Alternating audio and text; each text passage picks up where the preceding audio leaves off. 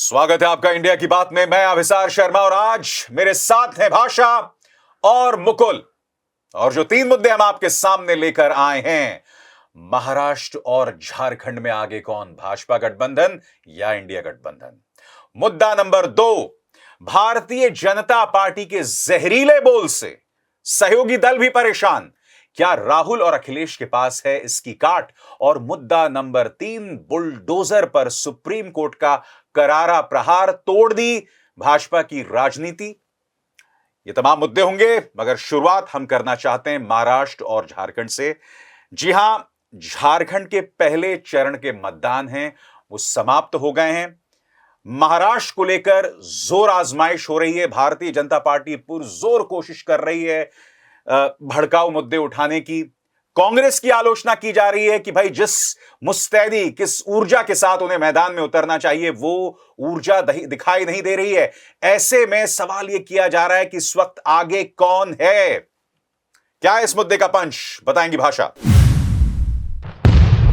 अभिसार, एक बात साफ है कि झारखंड हो या महाराष्ट्र, दोनों जगह प्रचार और प्रचार और प्रचार सबसे आगे है। उसमें बस खलल पड़ रही है कि महाराष्ट्र में अडानी बम फूट जाता है, जिस तरह से अजीत पवार अडानी पर हमला करते हैं, और साथ ही साथ बाकी लोग कहते हैं कि हम इस नारे से सहमत नहीं है, बटेंगे तो कटेंगे। इस पर कांग्रेस और महाविकास आघाड़ी कितना खेल पाती है, यह अभी देखना बाकी है, पिक्चर बाकी है। अभिसार, क्या है इस पे आपका पंच? लोकसभा चुनावों में याद कीजिए दोस्तों, भाजपा गठबंधन को करारी हार मिली थी, बावजूद इसके कि उद्धव सेना दोफाड़ हो गई थी, बावजूद इसके कि शरद पवार की पार्टी दोफाड़ हो गई थी। कायदे से वो लय आगे बरकरार रखी जानी चाहिए थी, मगर भाजपा आखिरी लम्हे तक हार स्वीकार नहीं करती है। वो साम दाम दंड भेद से खेलती रहती है। मगर क्या विपक्ष के पास भाजपा के साथ मुकाबला करने का मादा है? भाजपा गेम में है, यह साबित करता है कि पिक्चर अभी बाकी है मेरे दोस्त। मुकुल, क्या है इस मुद्दे का पंच? हाँ, मेरा भी ये मानना है कि महाराष्ट्र हो या झारखंड, अभी तो कौन आगे है इसे बताने का जोखिम तो एग्जिट पोल वाले भी नहीं ले सकते। लेकिन इतना दिख रहा है कि दोनों जगह मुद्दों की बजाय, वास्तविक मुद्दों की बजाय गैर मुद्दे हावी हैं। भाषा, आपने देखा रजाकार वाला मुद्दा मुख्यमंत्री आदित्यनाथ ने कैसे उठाया, और देखिए उसके पीछे की सोच देखिए। रजाकार वाला मुद्दा न सिर्फ आदित्यनाथ उठा रहे हैं बल्कि देवेंद्र फडणवीस। उन्होंने क्या कहा? कांग्रेस के अध्यक्ष मल्लिकार्जुन खड़गे को कहा कि आपकी मां, आपकी बहन को रजाकारों ने मार दिया था और आप उस पर इसलिए कुछ नहीं बोल रहे हैं क्योंकि आपको डर है कि मुस्लिम वोट ना चला जाए। मगर इस मुद्दे को उठाया क्यों गया है? क्योंकि जब रजाकार वाला पूरा जो मामला हुआ था, उस वक्त मराठवाड़ा जो था वो हैदराबाद स्टेट का हिस्सा था, और भाषा उस वक्त कई लोग यहां के मारे गए थे। अब देखिए, सोच देखिए, मराठवाड़ा इलाके में जो रिजर्वेशन को लेकर जो आंदोलन हो रहा है, आपके पास उसका जवाब नहीं है, तो आप इतिहास से कुरेद कर एक मुद्दा ला रहे हैं, उस पर प्रहार कर रहे हैं। यानी कि अगर आपको जवाब भी देना है एक मुद्दे का, तो जहर और राजनीति। और देखिए, बहुत सोचे समझे ढंग से, क्योंकि यह उस इलाके को एड्रेस करने के लिए अभिसार मुद्दा फेंका गया है जहां भारतीय जनता पार्टी को पसीने छूट रहे हैं। मराठा रिजर्वेशन वाला मुद्दा पूरी तरह से बैकफायर कर गया है। वो पूरा जो आंदोलन, उस आंदोलन को लीड करने वाला शख्स बैठ गया और उसने तकरीबन अपने सारे कैंडिडेट्स को बता दिया है कि भारतीय जनता पार्टी धोखा देती है और उस धोखे पर हम विश्वास नहीं करेंगे। लिहाजा अब इनके पास क्या बचा? एक नफरती कार्ड बचा है कि अब आप रजाकार को ले आइए। लेकिन सबसे इंटरेस्टिंग बात है अभिसार, सब कुछ कर रहे हैं, लेकिन पहली बार योगी आदित्यनाथ को जमीन पर इतना विरोध बीजेपी, मैं कह रही हूं बीजेपी, सिर्फ सहयोगी नहीं, बीजेपी, पंकजा मुंडे, पूनम महाजन, ये सारे लोग कह रहे हैं। और आप देखिए दूसरी तरफ अजीत पवार ने तो सीधे सीधे कह दिया कि भाई हम योगी को नहीं चाहते, हमारे यहां योगी प्रचार नहीं करेंगे, मोदी जी की भी जरूरत नहीं है। तो एक चीज बहुत साफ है, वहां पर एक मराठी और गैर मराठी वाला जो सेंटीमेंट है, जो महाराष्ट्र की राजनीति का एक धुरी रही है बहुत लंबे समय तक, कि तुम यूपी वाले हमें कैसे समझा सकते हो, हम यहां पर वैसी नफरत नहीं कर सकते हैं। ये भी एक बड़ा पैमाने पर खेला जा रहा है। भाषा, आपने जो कहा अपने पंच में कि जीत प्रचार की हो रही है, तो मैं आपके इससे इस निष्कर्ष पर पहुंचा हूं प्रचार तो आप जानते हैं कि पॉलिटिकल पार्टी करती है, तो क्या मैं मानूं कि इस वक्त भाजपा गठबंधन को एज है अगर हम महाराष्ट्र की बात करें? नहीं, देखिए, मैंने इसीलिए कहा कि प्रचार प्रचार दोनों तरफ से है अभिसार। यह भी प्रचार है जो अडानी बम फूटा है ना 2019 वाला, कि भाई किस तरह से अडानी जी बैठे हुए थे और उसके बाद विपक्ष ने विकास आघाड़ी ने सीधे सीधे स्टैंड लिया कि अडानी बीजेपी की सरकार, ये भी एक प्रचार का जरिया है। पंकजा मुंडे का इंटरव्यू देना, सीधे सीधे यह कहना कि भाई हम बांटने में विश्वास नहीं रखते, वो बीजेपी की हैं, वो गठबंधन की नहीं है। लेकिन नीचे तक जो प्रचार पहुंचा है बीजेपी का, इस समय सबसे बड़ा फैक्टर है एकनाथ शिंदे की लाड़की बहन योजना और उसका एकनाथ शिंदे पैसा। की लाड़की बहन की योजना की बात तो की जा रही है, मगर अगर आप विदर्भ की तरफ जाएं, खासतौर से रूरल महाराष्ट्र की तरफ जाएं, क्योंकि आप जानते हैं कि महाराष्ट्र में अगर 288 सीटें हैं तो करीब 158 रूरल बेल्ट से आती हैं। किसान वहां कह रहे हैं कि लाड़की बहन वहन सब सही है, हमें मुफ्त बिजली, मुफ्त पैसा ये सब नहीं चाहिए, आपको हमें फसलों की, कॉटन और सोयाबीन की फसलों के सही दाम दीजिए। क्या आपको लगता है कि भाजपा की जो लोक लुभावन योजनाएं, इस पर जो किसानों को का जो अनरेस्ट है वो हावी हो रहा है? नहीं, किसान तो देखिए, किसानों का मसला तो हरियाणा में भी था, और पर मैंने जैसे पहले भी कहा कि हरियाणा महाराष्ट्र हरियाणा नहीं है, वहाँ किसान एक बड़ा मुद्दा है और वो कपास और सोयाबीन इन सब के दामों को लेकर एक बड़ा मुद्दा बना हुआ है, और वहाँ आंदोलन भी हुए हैं इसको लेकर, बड़े मजबूत आंदोलन हुए हैं। दूसरा, लाड़की बहन की योजना की आपने बात की, उसका फायदा तो जरूर, क्योंकि हमने पहले भी देखा है, क्योंकि चाहे वो मुफ्त अनाज हो चाहे कुछ हो, उसका फायदा हुआ है बीजेपी को। इसके अलावा जो भाषा ने कहा कि यूपी वाला, पर वहां गुजरात वाला सेंटिमेंट भी है कि हमें गुजरातियों से डिक्टेट नहीं होना है। गुजरात बनाम महाराष्ट्र बहुत बड़ा मुद्दा है, क्योंकि वो जो अडानी बम आया है वो भी इसी उससे ही आया है कि भाई सब चीजें गुजरात ही हो रही हैं, और महाराष्ट्र की योजनाएं गुजरात जिस तरह से गई उसे महाविकास आघाड़ी ने मुद्दा भी बनाया। तो चाहे ये विदर्भ का मसला हो, चाहे वो दूसरे मुद्दे हो, इसमें जो बीजेपी को मतलब एज तो मिल रही है, क्योंकि उसका इस तरह से प्रचार है। अब देखना ये होगा कि वहां की जनता, क्योंकि वहां की जनता थोड़ा अलग सोचती है, चाहे वो मराठा वाला आंदोलन है, चाहे जरांगे वो पीछे हुए, तो मराठा आंदोलन ने परेशान कर रखा बीजेपी को, इसलिए वो ओबीसी पे ज्यादा ध्यान दे रही है। लेकिन ओबीसी भी इस तरह की ओबीसी नहीं है वहां, जिस तरह की ओबीसी। भाषा, आप जो गई हैं, आप महाराष्ट्र के कई हिस्से गई हैं, क्या आपको वहां एक रूरल वर्सेस अर्बन डिवाइड, यानी शहरी और ग्रामीण इलाकों में एक जो डिवाइड है वो दिखाई दे रहा है, और क्या वो भाजपा के लिए या भाजपा गठबंधन के लिए एक बुरी खबर है? मतलब उसके लिए सरदर्द है। बुरी खबर तो तब हो जाएगी जब वो वहां से हार जाएगी, लेकिन आज की तारीख में जब हम बात कर रहे हैं, तो अगर आप इलाके के हिसाब से देखिए तो विदर्भ बीजेपी के लिए बहुत ही मुश्किल है, बहुत मुश्किल है। और वहां पर किसानों ने जो अपना मैनिफेस्टो जारी किया है, वह मैनिफेस्टो इस बात का मुहर लगाता है कि किसान आज की तारीख में, चाहे वो हम सब प्याज यहाँ पर 100 रुपए 120 रुपए तक प्याज पहुंच रहा है, लहसुन पहुंच रहा है। आप जाइए, मैंने वहां पर बात की तो लोग बता रहे हैं कि कांदा यानी प्याज का जो किसान है वो खून के आंसू रो रहा है। सोयाबीन बैठ गया, पिछले 3 सालों में सबसे कम उसका मूल्य मिला है। ये 3 जो बहुत इंपॉर्टेंट फसलें हैं जिसमें कपास शामिल है, ये किसान तो 100% इस समय ऑर्गेनाइज्ड हैं बीजेपी के खिलाफ। इनफैक्ट भाषा, राहुल गांधी ने अभी आज ही ट्वीट किया कि महाराष्ट्र के किसान मुझे बता रहे थे कि सोयाबीन उगाने की लागत 4,000 प्रति क्विंटल, सोयाबीन बेचने की कीमत 3,000 प्रति क्विंटल, और किसानों को नुकसान 1,000 प्रति क्विंटल है। तो आपको लगता है कि ये मुद्दा जो है वो हावी होगा? नहीं, ये हावी होगा नहीं, ये हावी है। इसी तरह से सौराष्ट्र उठा के देखिए, इसी तरह से मराठवाड़ा वाला पूरा रीजन उठा के देखिए, जहां पर आप जिक्र कर रहे हैं कि रजाकार का मुद्दा ये लेकर आए हैं। लेकिन वहां पर सबसे बड़ा मुद्दा है कि मराठा आंदोलन के साथ आपने क्या किया? आपने तो छल किया।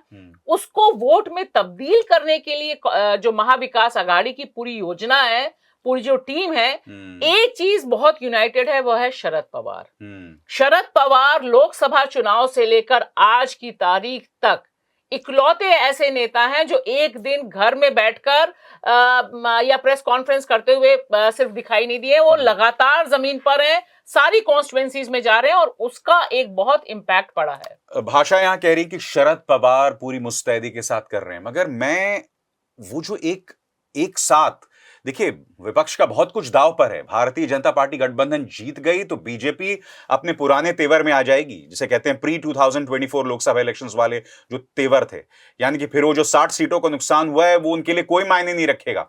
मैं जो यहां सवाल पूछना चाहता हूं कि क्या आपको लगता है उनका कैंपेन जो है अघाड़ी का वो थोड़ा अंडरवेलमिंग है? यानी कि जिस तीनों बड़े नेताओं को एक मंच पर बार बार होना चाहिए था, वो नहीं दिख रहा है हमें। क्या वजह उसकी दिखाई देती है? नहीं, वो वजह तो देखिए, बीजेपी से प्रचार के मामले में कोई टक्कर नहीं ले सकता, क्योंकि उनके पास शासन है, उनके पास पैसा है। तो और इन सब में भी जो हैं, जो चाहे वो महाविकास हो, इसमें सच्चाई स्वीकार, इनमें भी तमाम लोग प्रो बीजेपी सोचने वाले, प्रो संघ सोचने वाले, प्रो अडानी सोचने वाले लोग हैं। तो उस वजह से वो प्रचार उस तरह धार नहीं ले पाता। राहुल गांधी वायनाड में उलझे रहे बहुत समय, प्रियंका क्यों उलझे रहे भाई? कांग्रेस को, कांग्रेस मतलब वायनाड आप तो जीत ही जाते ना। पूरे कांग्रेस की मशीनरी वायनाड में लगी हुई है भाई। गठबंधन के बाद मुख्यमंत्री वाला मसला, वो जैसे हरियाणा में चला था कि मैं मुख्यमंत्री, वहां भी वो चल रहा है। पर मेरा यह कहना यह है कि अभी महाराष्ट्र से इसलिए उम्मीद नहीं छोड़नी चाहिए, क्योंकि जो लोकसभा परिणाम थे वहां बीजेपी बुरी तरह हारी है। तो क्या वो वजह, जो कारण थे लोकसभा में हारने के बीजेपी के, क्या वो बदल गए हैं या वो अभी स्टैंड करते हैं? तो अगर उन्हें आप देखें तो वो बहुत बदलाव नहीं हुआ है उसमें।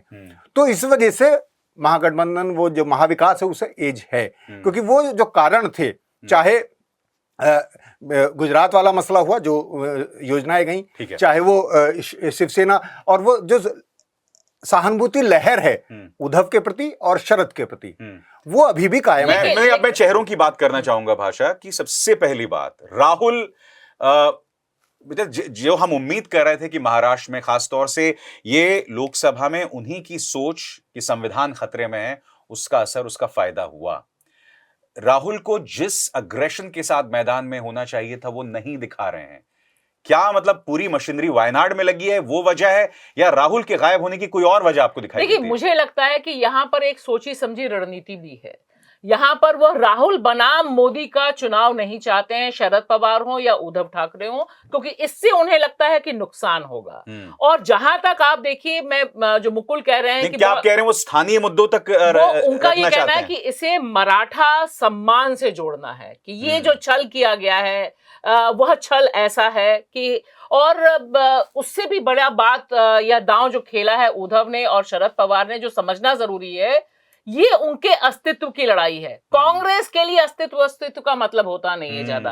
यहां अगर यह चुनाव उद्धव ठाकरे और शरद पवार हार गए, so they will be politically finish. उनके साथ एक विधायक नहीं रहेगा अगर वह जीत गया भी तो उनके लिए तो करो या मरो वाला हिसाब है। और उसमें उनको लगता है कि जो क्षेत्रीय सेंटिमेंट है, आप देखिए उसका असर मुझे दिखाई देता है। अगर पॉलिटिकल रीडिंग करूं मैं, पूनम महाजन का जो स्टेटमेंट है, जहां पे वो जाती हैं अपनी पिता, जो 2006 में हत्या होती है उनकी, उसे लेकर आती हैं और कहती हैं कि कोई बड़ा मसला रहा होगा, कोई पीछे मास्टरमाइंड रहेगा।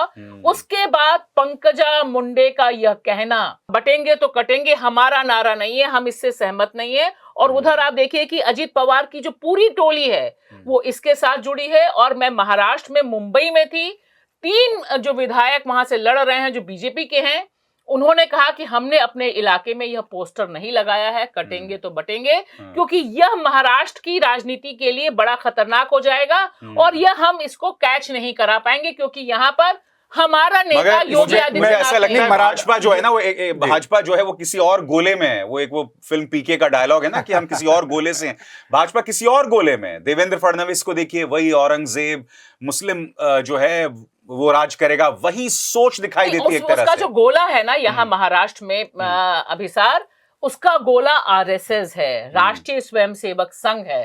और इस बार राष्ट्रीय स्वयंसेवक का यह कहना कि हम 50,000 से अधिक छोटी बड़ी बैठकें कर रहे हैं और प्रचार कर रहे हैं, अपने इतिहास में पहली बार कर रहे हैं, ये खुद वो कह रहे हैं, मैं नहीं कह रही हूँ, ये उनका प्रचार है। मराठा सेंटिमेंट की बात जहां तक है, और शरद पवार उसके एक प्रतीक हैं, और उद्धव भी। आपने सुना होगा कि अजित पवार को क्या कहा सुप्रीम कोर्ट ने, कि आप अपने पैरों पर खड़े होइए, आप बीच बीच में शरद पवार के पिक्चर और उनके वो मत इस्तेमाल कीजिए।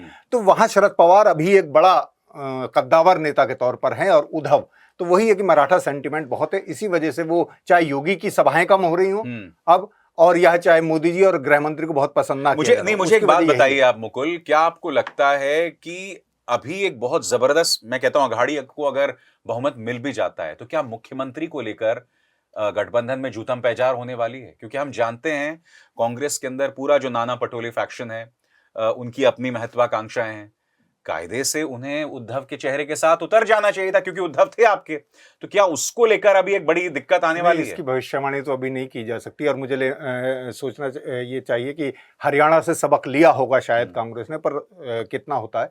पर ये एक बात की बात है कि उन्हें कितनी एज मिलती है। और वाकई अगर कांग्रेस की सीटें, क्योंकि कांग्रेस सबसे ज्यादा सीटों पर भी लड़ रही है, अगर कांग्रेस को ज्यादा सीटें मिलती हैं तो उनका दावा एक बनेगा और उसमें एक वाकई में फ्रैक्शन और लड़ाई हो सकती है, और फिर पता चला कि फिर बीजेपी कामयाब हो गई अपनी सरकार बनाने में। लेकिन मेरा यहाँ मानना है कि तकरीबन तीनों पार्टियां यह मान के चल रही हैं कि अगर वह सरकार बनाएंगी, शरद पवार ने अपना हाथ उद्धव ठाकरे पे रखा हुआ है। ये तय है एक तरह ये से। तकरीबन आपको नहीं लगता? क्योंकि फिर नाना पटोले जो उछल कूद मचा रहे हैं वह बार्गेन करने के लिए और उनकी इमेज डाउन करने के लिए, लेकिन ये अंदर से लोग जानते हैं कि अगर जो सहानुभूति का सबसे बड़ा चेहरा है शरद पवार है, शरद पवार मुख्यमंत्री नहीं बनेंगे और वह जरूर यह कोशिश करेंगे कि पुराना वाला जो महाविकास अघाड़ी की सरकार है उसी को रिप्लेस किया जाए, उसी को रीइंस्टेट किया जाए, यानी दोबारा उसको लाए। और उद्धव के बनने में फायदा भी है कि बहुत से जो शिंदे गुट है वो शिंदे गुट भी शायद वापस आएगा, और ये एक मजबूत सरकार बन सकती है। और अजीत पवार ने भी इसका संकेत दे दिया। आप नवाब मलिक का स्टेटमेंट देखिए, सना मलिक का स्टेटमेंट देखिए, बहुत साफ है। पंकजा मुंडे का स्टेटमेंट देखिए, बहुत साफ है। अब मैं झारखंड पे एक त्वरित चर्चा कर लेता हूं, इससे पहले कि मैं अगले मुद्दे का रुख करूं। झारखंड में पहले चरण का मतदान हो गया है। हमने देखा कि तुम्हारी बेटी घुसपैठियों को दे देंगे, पूरे जिसे कहते हैं जबरदस्त जहरीला प्रचार। इनफैक्ट इनके जो पालतू न्यूज चैनल्स हैं, कुछ बहुत जहरीले यूट्यूब चैनल्स हैं, उन्हें भी इन्होंने फैला रखा था।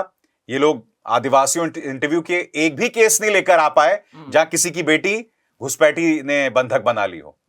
मैं ये जानना चाहता हूं, इस सब जहर के बावजूद क्या झारखंड के पहले चरण में मुद्दों पर मतदान हुआ है या जनता इस जहरीले प्रचार में बह गई है? देखिए, जहां तक 3 कॉन्स्टिट्यूएंसीज जहां पर मैंने बात की, चाहे वो गुमला वाला इलाका हो, सिंहभूमि ईस्ट, सिंहभूमि वेस्ट वाला मामला हो, वो जो इलाका है, यानी इस बार 20 सीटें थी जो आदिवासी आरक्षित सीटें थी। वहां पर सारे लोग ये कह रहे थे कि बीजेपी पैसा खर्च करती है, बीजेपी विकास ले आती है। लेकिन मैं यहाँ पे बीजेपी वालों की बात कर रही हूँ, जो लोग बूथ मैनेज कर रहे थे।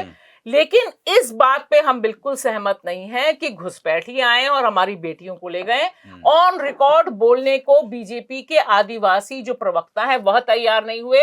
और तो और छोड़िए, जो मुर्मू जिनको ये ले गए, जो हेमंत सोरेन के प्रस्तावक थे, उन्होंने भी कैमरे पर यह बोलने से इनकार कर दिया कि हमारी बेटियां मुसलमानों के साथ भाग रही हैं। तो बाकी सारे फैक्टर्स हो सकते हैं, लेकिन ईडी को जिस तरह से इन्होंने लगाया और वोटिंग से एक दिन पहले इन इलाकों में ये एस्टैब्लिश करने की कोशिश की और इसके पोस्टर्स भी लगे, वहां पे ईडी रेड पड़ रही और यहाँ बीजेपी तुरंत ही उसके पोस्टर्स लगा रही है कि देखो ये मिल गया है, देखो इतने घुसपैठिए मिल गए, इनके पास फर्जी आधार कार्ड है।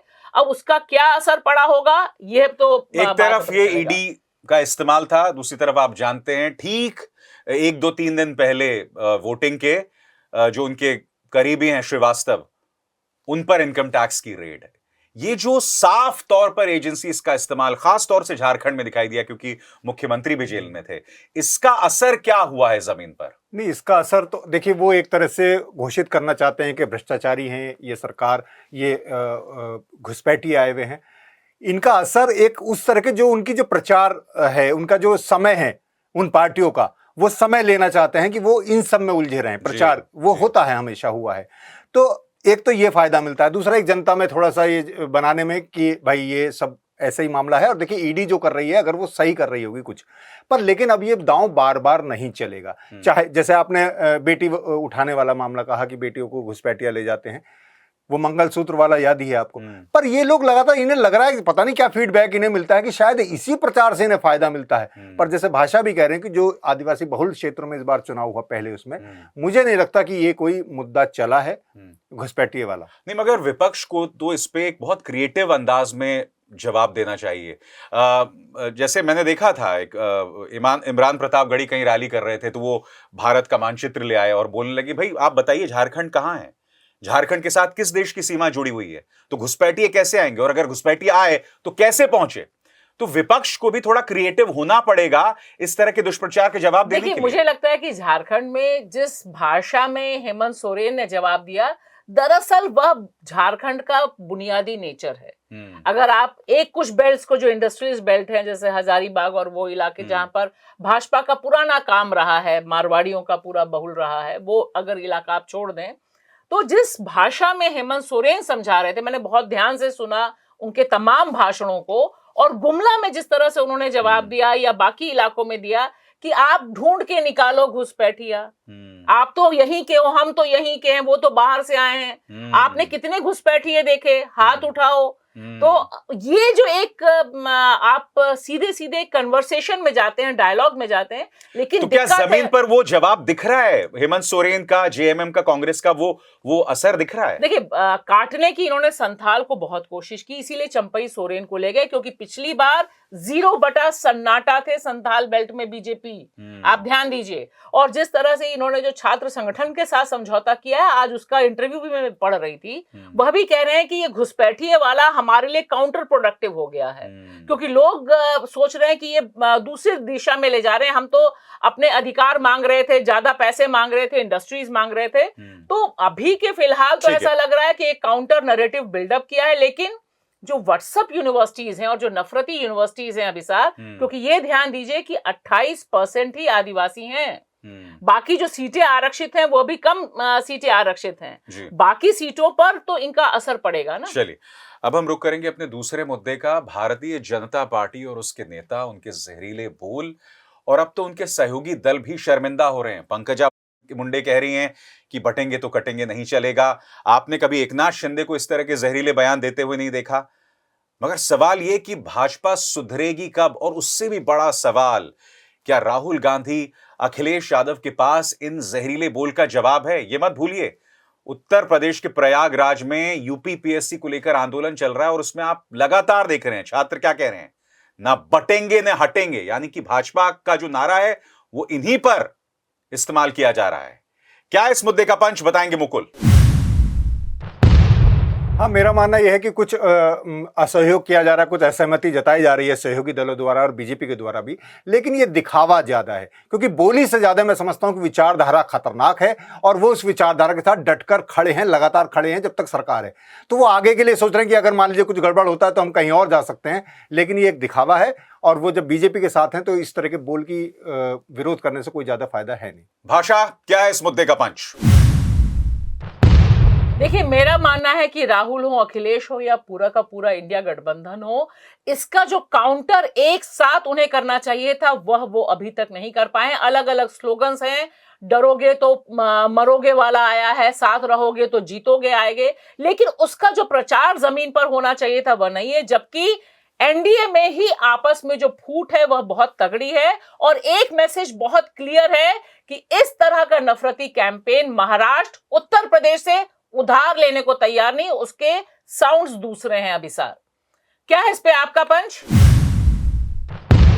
इस मुद्दे पर मेरा पंच यह है कि भारतीय जनता पार्टी की राजनीतिक सोच हर गुजरते दिन के साथ बीमार होती जा रही है। टॉप से लेके बॉटम तक सब यही जहर उगल रहे हैं, और मेरा यह मानना है, इस बात को लेकर मैं आशावादी हूं कि अगर यह जहरीली सोच जारी रहेगी तो एक दिन आएगा जब भाजपा की यह सोच न सिर्फ उनके सहयोगी दलों के लिए बल्कि पूरे देश में उनके समर्थकों के लिए शर्मिंदा करने वाली जो एक तरह से चीज हो जाएगी।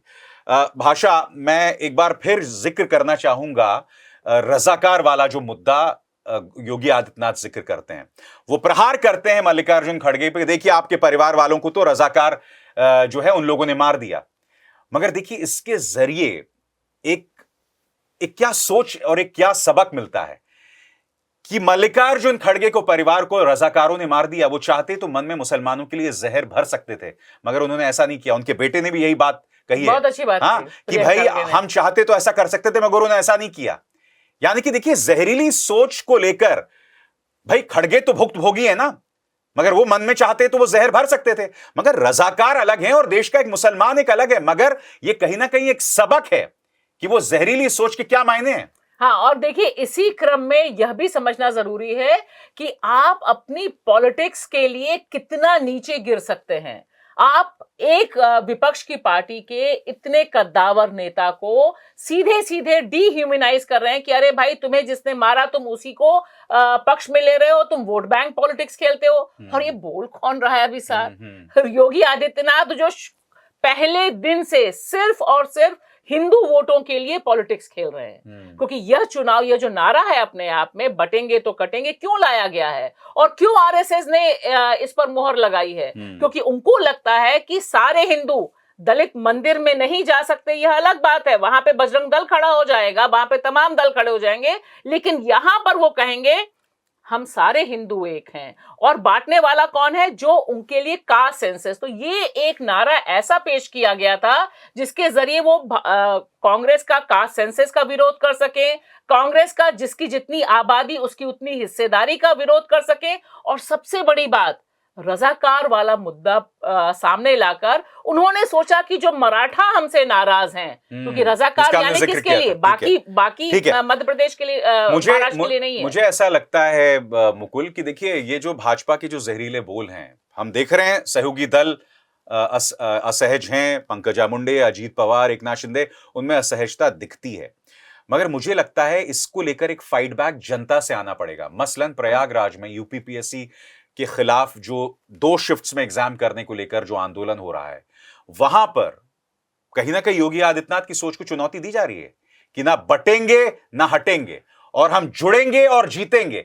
तो एक तरह से ये सोच जनता की तरफ से, ये पुशबैक जब तक जनता की तरफ से नहीं आएगी, ये सुधरने नहीं वाले। तो जनता का ही देखे, चाहे यूपी का मसला है, एक रहेंगे वो, ये भी एक व्यंग भी चल रहा है कि भाई जुटेंगे तो पिटेंगे, जो उस तरह से है कि जुट रहे हैं तो भाई योगी जी पीट रहे हैं।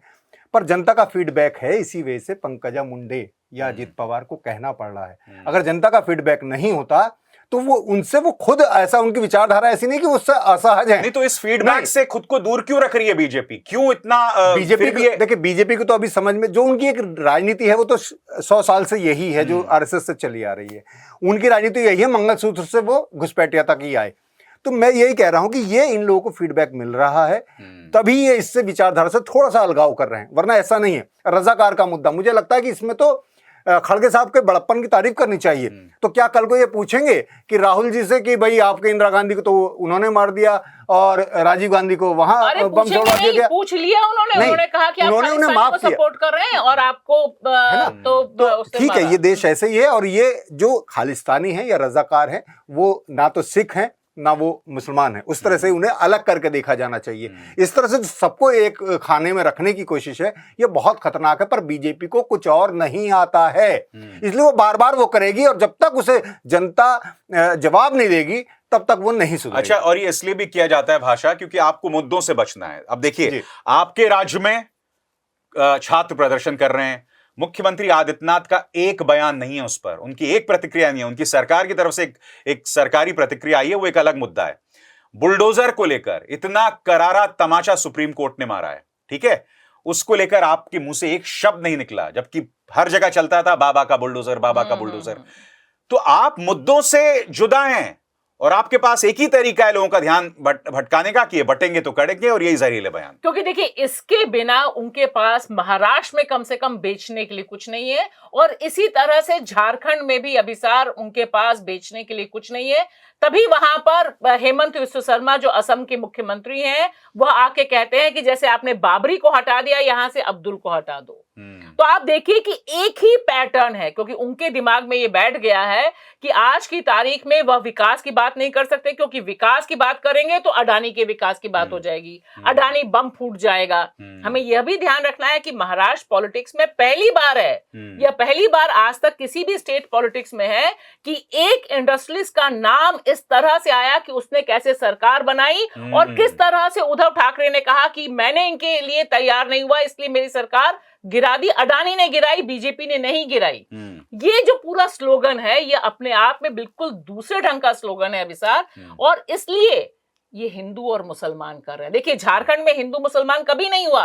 वहां पर अभी तक बीजेपी की फाइट ग्राउंड पे ईसाई मिशनरियों के खिलाफ रही है, चर्चेस के खिलाफ रही है, लेकिन उससे वोट नहीं मिलते, उससे अट्रैक्शन नहीं मिलता।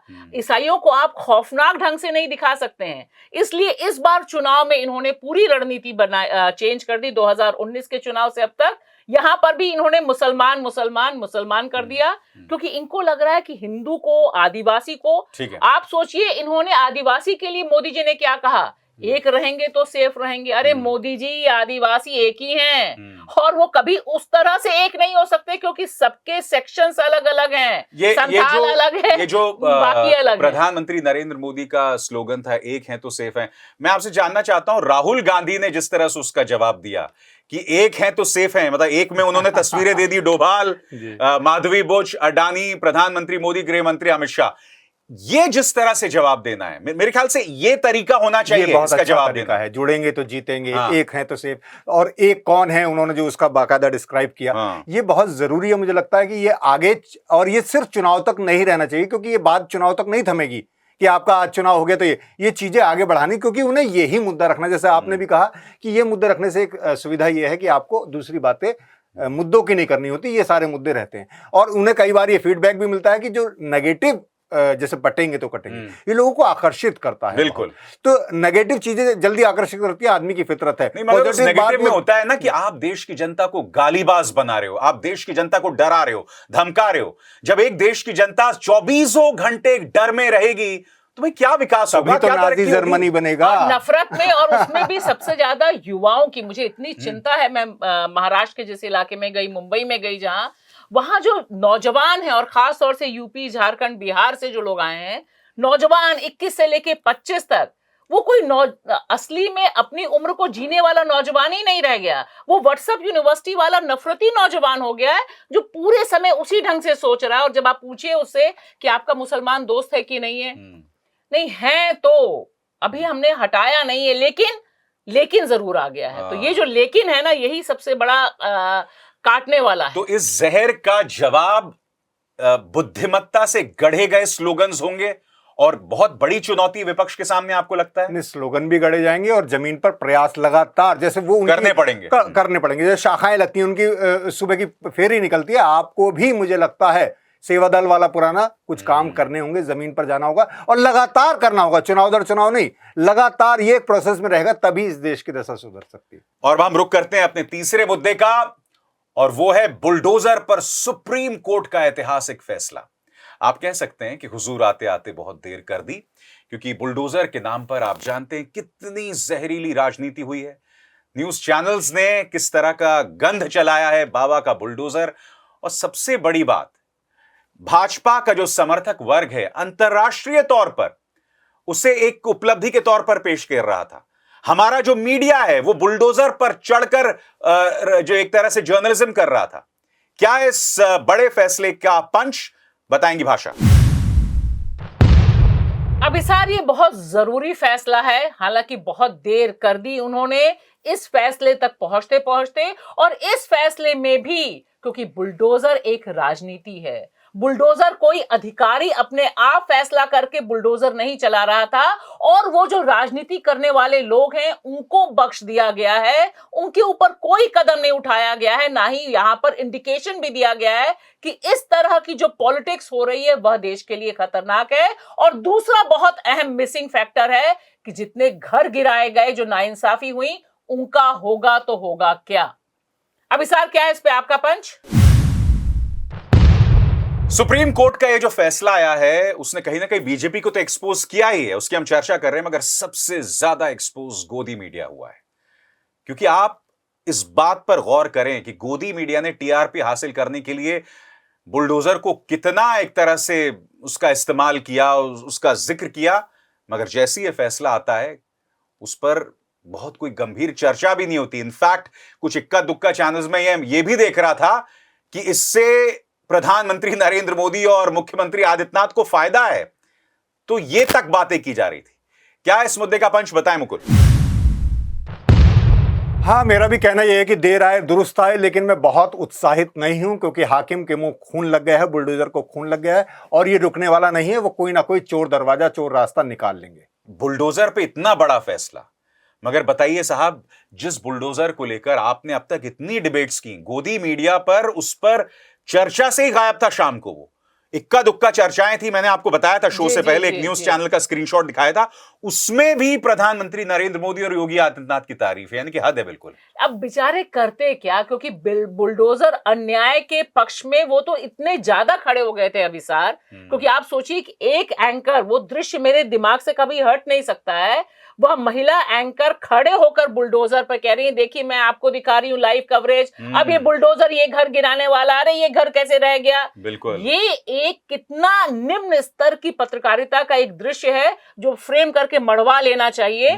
तो अब ये सारा का सारा जब बुलडोजर अन्याय सामने आता है और सीधे सीधे वहां पर जिस तरह से गवई अपना पूरा फैसला पढ़ के सुनाते हैं कि ये इनजस्टिस है, ये और नहीं हो प्रदीप की सकता। कविता का जिक्र प्रदीप की करते हैं कि कविता भाई से शुरुआत होती है। हाँ। घर जो होता है एक सपना होता है, उसका एक मार्मिक पहलू भी है। जी। जिस तरह से इन्होंने एक पत्रकार का जिक्र किया है मुकुल, कि वो बुलडोजर पर चढ़ के जो है वो पत्रकारिता कर रही थी, मैं नहीं भूला हूं उस दौरान जब वो ये सब कर रही थी, तो उस वक्त सुप्रीम कोर्ट का फैसला भी आ गया था, अचानक बीच में आता है कि ये बंद कीजिए, रोकिए। मैं नहीं भूला हूं कि आसपास की जनता उन मोहतरमा से कह रही थी कि मैडम सुप्रीम कोर्ट का फैसला आ गया, उसका जिक्र कीजिए। मतलब कितनी शर्मनाक बात है। ये पत्रकार का दायित्व है कि वो पत्रकार जो है अपनी जनता को हकीकत पहुंचाए कि यहां जो बुलडोजर चल रहा है, सुप्रीम कोर्ट का फैसला भी आ गया। याद कौन दिला रहा है? आसपास खड़ी हुई जनता। इससे ज्यादा शर्मनाक क्या हो सकता है? गोदी मीडिया ने तो जनता को ही बुलडोज कर दिया है, बुलडोजर के ऊपर ही नहीं खड़े हैं वो गोदी एंकर, उन्होंने पत्रकारिता पर ही बुलडोजर चला दिया है। तो उनके बारे में अब क्योंकि वो पूरा का पूरा एक नेक्सस सबको पता चल गया है, पूरा किस तरह से नाभिनाल का संबंध हो गया है मीडिया का और सत्ता का, तो उसमें ये है। पर मेरा जो एक बड़ा एक कंसर्न है, ये चिंता है कि क्या इन घरों में, जैसे कहा है कोर्ट ने, क्या वो झुग्गी झोपड़ियां भी आएंगी जिन्हें कभी भी मिसमार कर दिया जाता है, कभी भी बुलडोजर चला दिया जाता है, वो मज़ारे आएंगी? और मुझे लगता है क्योंकि इससे सबक लेगी बीजेपी, मैं नहीं समझता, क्योंकि जिस तरह संविधान की शपथ लेकर कोर्ट में बाबरी मस्जिद को गिरा दिया गया, इसी तरह चाहे कोर्ट कुछ भी कहे, इनका बुलडोजर चलेगा। उसके लिए नए नए तरीके निकाले जाएंगे, गिराया ना जाए तो ताला लगा दिया जाएगा, 15 दिन का नोटिस अतिक्रमण के नाम पर, तमाम सब चीजें चलेंगी, क्योंकि योगी जी ने इसे अपनी प्रतिष्ठा का प्रश्न बना लिया है, अपनी पहचान बना ली है। लेकिन मुझे लगता है कि मैं मुकुल की बात से पूरा इत्तेफाक नहीं रखती कि एक सेटबैक तो निश्चित तौर पर मिला है और इसका आभास इन्हें पहले हो गया था, तभी फैसला रिजर्व किया गया था। क्योंकि मुझे बड़ी हैरानी ये भी होती है मुकुल कि इस तरह के फैसले रिजर्व क्यों किए जाते हैं, इतना लंबा समय क्यों दिया जाता है। लेकिन अब दिक्कत है कि बुलडोजर दरअसल सत्ता की मानसिकता हो गई है। यह सिर्फ योगी का बुलडोजर नहीं है, ये मध्य प्रदेश में भी बुलडोजर है, राजस्थान में भी है, और तो और जम्मू कश्मीर में भी नहीं। यही नहीं, आपको याद है बोरिस जॉनसन, ब्रिटेन के पूर्व प्रधानमंत्री आए थे, वो भी बुलडोजर पर चढ़े हुए थे। मतलब तो क्या ये कल्पना से विचित्र हो रहा है? चुनाव प्रचार बुलडोजर पे करते हैं और दरअसल बुलडोजर एक नाजी हिटलर का प्रतीक है कि आप किस तरह से न्याय को और गरीब को नेस्तनाबूद कर देते हैं। और जो घर गिराए गए हैं वो एक बड़ा सवाल है कि अभी तक जो इनजस्टिस हुआ है उसमें भी मिलॉर्ड जस्टिस तो मिलना चाहिए कि जिनके घर गिरे हैं उनके बारे में आपको बोलना तो जरूर नहीं। मगर ये फैसला चुभा तो है, क्योंकि आपने देखा मुख्यमंत्री आदित्यनाथ का एक शब्द नहीं, उनकी सरकार की तरफ से एक बयान आया है मगर उनकी तरफ से एक शब्द नहीं। वो क्यों बोलेंगे इस पर? देखिए, और वो मैं इसलिए भी कह रहा था कि चाहे वो बुलडोजर हो, चाहे एक और यूपी का एक और पहचान बनाई है योगी जी ने, बाबा जी ने, फर्जी एनकाउंटर। कितना भी कह लीजिए, कोर्ट कितना भी डांट ले, ये चीजें नहीं रुक रही हैं, क्योंकि उन्हें लग गया है कि आप कहते रहिए, हम उसे बुलडोज कर देंगे, हम तरीके निकाल लेंगे। हाँ। अभी आपने देखा जब नेम प्लेट पर उन्होंने कांवड़ यात्रा में नेम प्लेट पर कोर्ट ने फैसला दिया, उस पर रोक लगाई, उन्होंने थूक जिहाद के नाम पर एक नया अध्यादेश लाने की तैयारी कर ली, एक नया नियम लाने की तैयारी कर ली। वो उसे किसी ना किसी बहाने लागू करेंगे और वो पहचान अपनी बरकरार रखेंगे, क्योंकि उनकी जनता, उनका वोटर, उनका मतदाता, उनका भक्त इस सबसे खुश होता है। क्योंकि एक इनजस्टिस की भावना हो गई कि तुरंत इंस्टेंट जस्टिस बुलडोजर ही दिला सकता है, उसको काउंटर करना जरूरी है। अभिसार, बहुत बहुत शुक्रिया। भाषा और मुकुल, आप दोनों का इंडिया की बात में बस इतना ही। अभिसार शर्मा को दीजिए इजाजत। नमस्कार।